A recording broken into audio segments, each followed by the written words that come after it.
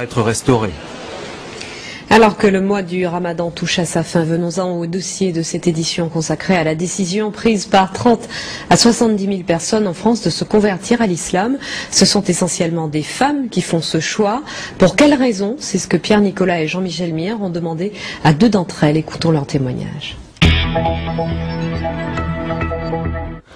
Géraldine est fière.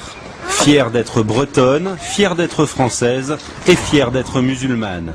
Aujourd'hui, quand elle se promène avec ses enfants dans cette cité de l'Essonne, c'est la mosquée qui l'attire, plus l'église. Avant, lors des journées mondiales de la jeunesse, elle lançait des hurrahs au pape, la croix au cou.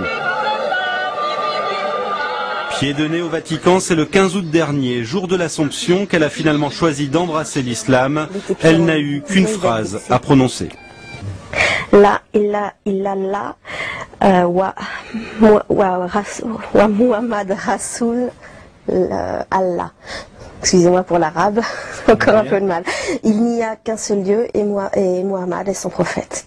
Son sens de l'orientation, elle en rigole, est aussi approximatif que son arabe, mais elle s'applique. Et là je suis évidemment inversée. Donc, cette boussole spéciale indique la Mecque. Donc il faut suivre cette direction-là pour la prière.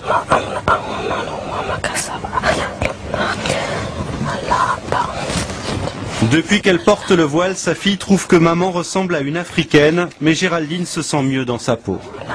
Avant ma conversion, il me prenait plus pour une femme française facile, etc. On va dire vraiment quelqu'un qu'on va draguer et c'est tout. Depuis que j'ai le voile et que je suis musulmane, je suis une femme qu'on respecte et une sœur. Géraldine l'avoue, elle a besoin de règles et l'islam lui en donne. Par exemple, elle ne touche plus aux bouteilles sur son frigo. Un regret? C'est plus quand je mange, par exemple, un plat typique qu'on a l'habitude de mettre de servir avec un vin rouge, ou même les huîtres que j'ai mangées dimanche sans muscadet, c'était un petit peu tristounet finalement, puis c'est bien passé avec le citron.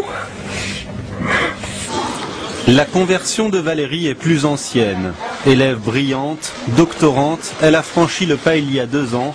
On ne peut pas dire que ses parents ont mal réagi, mais ce n'était pas non plus le fol enthousiasme dans sa famille. Je dirais pas que ça les a intéressés. C'est-à-dire que je pense pas qu'il y ait une personne dans ma famille qui ait lu un livre sur l'islam depuis ma conversion. Ou qui ait fait une quelconque recherche. C'est plutôt arrête de nous saouler avec ça. Avant même de devenir musulmane, Valérie était choquée par l'interdiction du voile à l'école, choquée aussi par un monde occidental trop matérialiste à son goût. Ce qui me choque le plus, c'est sur quoi on valorise les personnes en fait. C'est bien si on est compétitif sur le marché, même si on est un peu requin, un peu filou, arnaqueur, c'est pas grave, si on est compétitif, si on sait se vendre, tout est une question de commerce, il n'y a plus que ça. Quand l'occasion se présentera, Valérie épousera un musulman. Le Coran, de toute façon, ne lui laisse guère le choix. S'ils ont des enfants ensemble, elle les éduquera selon les valeurs de l'islam, libre à eux de choisir leur religion quand ils seront majeurs.